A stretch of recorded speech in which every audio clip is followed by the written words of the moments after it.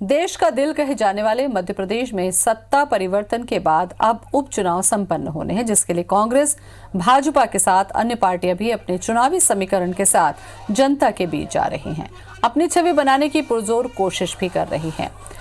अनुसूचित जनजाति वर्ग के लिए आरक्षित अनूपपुर विधानसभा वैसे तो कांग्रेस का गढ़ मानी जाती है, लेकिन यहां से 5 बार के विधायक बिसाहू लाल सिंह के बीजेपी में जाने के बाद अब समीकरण बदल गया। ऐसे में अब अनूपपुर की अग्नि परीक्षा में कौन पास होगा, ये सबसे बड़ा सवाल है। अनूपपुर की सियासत पर बात करने के लिए आज हमारे साथ जुड़ रहे हैं अनूपपुर से कांग्रेस के प्रत्याशी विश्वनाथ सिंह। विश्वनाथ जी, सबसे पहले बहुत बहुत स्वागत है आपका IBC 24 में। मैडम बहुत बहुत धन्यवाद आपको।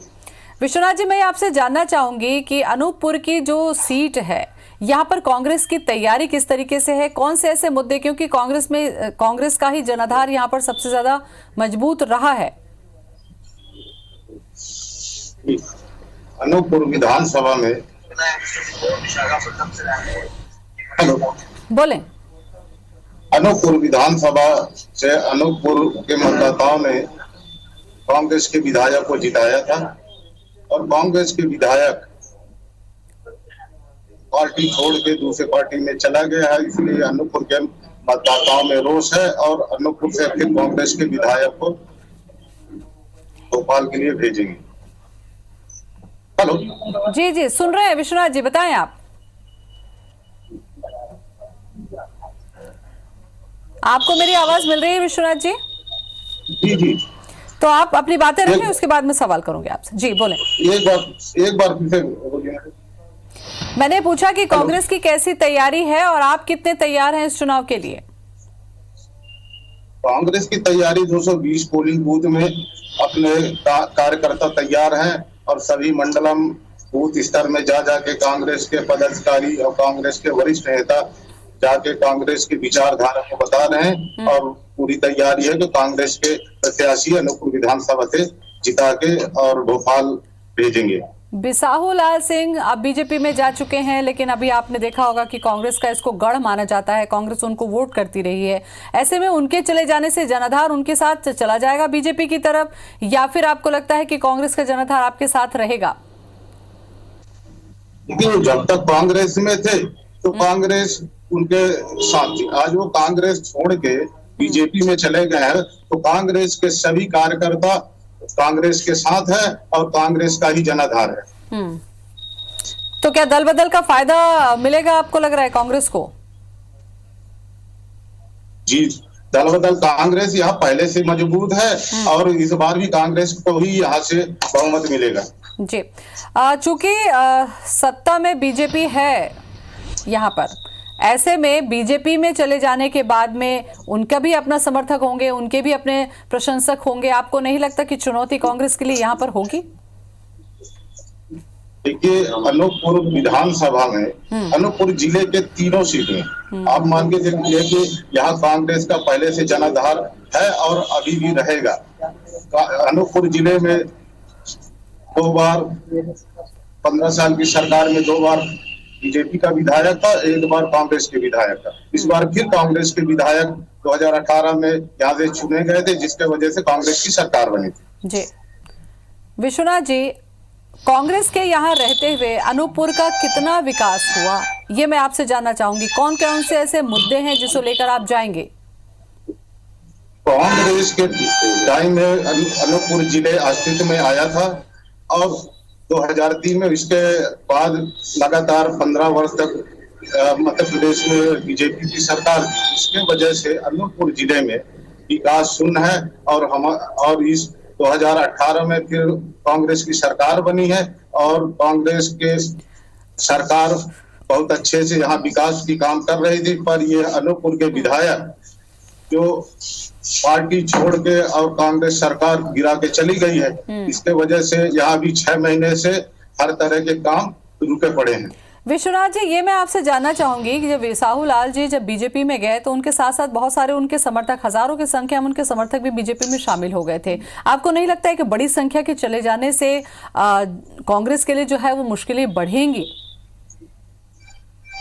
ये जब वो गए हैं तो आपके चैनल के माध्यम से या प्रेस मीडिया के माध्यम से आपने देखा होगा अनूपपुर से एक भी कोई कांग्रेस के कार्यकर्ता बिसाहू लाल सिंह के साथ नहीं गए। वो आज भी कांग्रेस में है और कांग्रेस के लिए सब काम कर रहे हैं।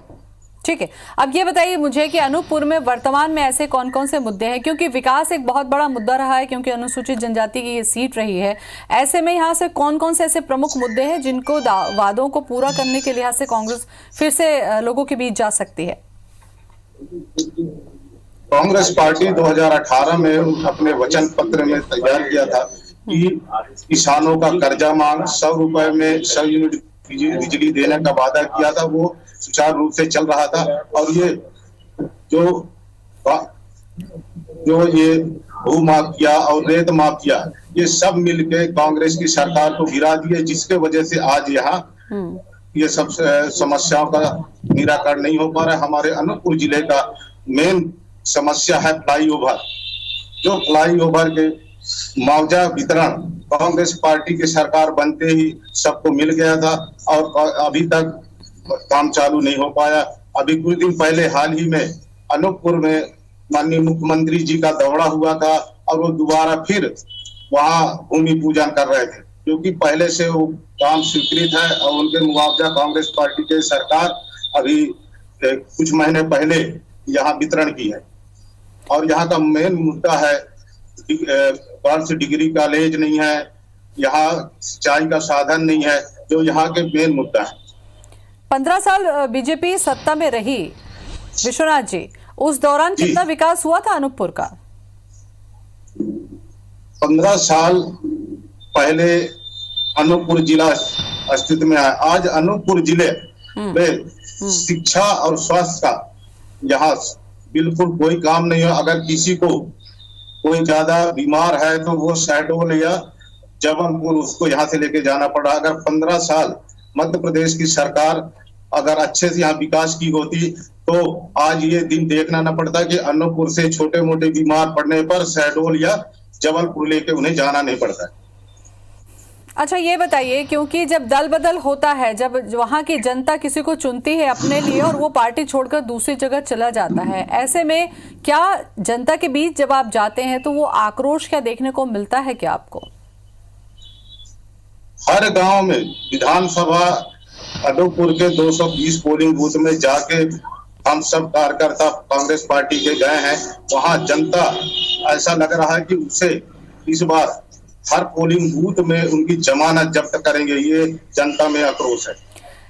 लेकिन बिसाहू लाल जी ये भी तो कर सकते हैं, क्योंकि अक्सर यही होता है विश्वनाथ जी की जो सत्ता में रहती है सरकार, अगर उसी पार्टी का उम्मीदवार आता है तो योजनाओं के क्रियान्वयन की बात या वादों की बात या दावों की बात वो पूरी भूमिका सख्ती से रखता है। आपको लगता है कि ये एक बड़ा ग्राउंड होगा जनता के बीच जाने के लिए बिसाहू लाल को? देखिए मैडम, मैं आपके चैनल के माध्यम से बताना चाहूंगा कि जो कांग्रेस पार्टी ने जो घोषणा किया था, कांग्रेस की सरकार ने जो घोषणा किया था, जो काम यहाँ चल रहे थे, जिनका भूमि पूजन हुआ था, आज वही काम वो मंत्री बनने के बाद भी उसी काम को जाके दोबारा भूमि पूजन और शिलान्यास कर रहे हैं। तो जनता तो जान रही है कि वो पार्टी में बीजेपी के पार्टी में आने के बाद भी क्या विकास कर रहे हैं कि विनाश कर रहे हैं। अनूपपुर में प्रचार के लिए किस तरीके की रणनीति आप लोगों ने बनाई है? क्या समीकरण है? क्या दिग्गजों को आप लोग यहाँ पर बुलाएंगे चुनाव रैली सभाओं के लिए? अभी तक कितना ग्राउंड रियलिटी है इसमें प्रचार को लेकर? प्रचार के लेके हमारे शीर्ष नेतृत्व ने यहाँ के लिए माननीय प्रभारी जी बोले तो उपचुनाव के लिए अनूपपुर विधानसभा तैयार है। कांग्रेस प्रत्याशी विश्वनाथ सिंह से हम लगातार बातचीत कर रहे हैं। विश्वनाथ जी, मैंने ये आपसे पूछा था, आप सुन चुके हैं, जवाब दें।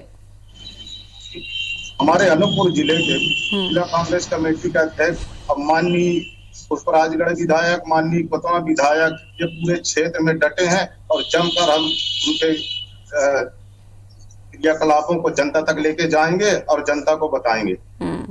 विश्वनाथ जी, ये जो उपचुनाव है मुझे लगता है कि विधानसभा से ज्यादा इसका लोगों को क्रेज बना हुआ है, क्योंकि काफी रोमांचक है, बहुत अदला बदली सत्ता परिवर्तन ये हुआ है। ऐसे में आपको लगता है कि दोनों ही पार्टी जीत का दावा कर रही है। कांग्रेस के लिए कितना मुश्किल होगा, क्योंकि अगर सभी सीटें वो जीत कर आती है तो फिर वापस सत्ता में आ सकती है। इस लिहाज से आप लोगों की कैसी तैयारियां हैं? अनूपपुर विधानसभा में हम लोगों ने 220 पोलिंग बूथ में जा जाके इनके क्रियाकलाप को तो उजागर किया ही है। और अगर कांग्रेस की सरकार बनेगी तो फिर से जो वचन पत्र 2018 में माननीय कमलनाथ जी और कांग्रेस पार्टी की सरकार जो बनाई थी, उस वचन पत्र को फिर से हम जो रुक गए उसे पूरा करेंगे। जी, चलिए, आप दोनों ही अपनी अपनी रणनीति और समीकरण के साथ जनता के बीच में जा रहे हैं। अब ये तो जनता देख रही है और सारा कमान जो है वो जनता के हाथ में। अब ये देखने वाली बात होगी कि वो किसके साथ जाती है। बहुत बहुत शुक्रिया आपका हमसे बातचीत करने के लिए।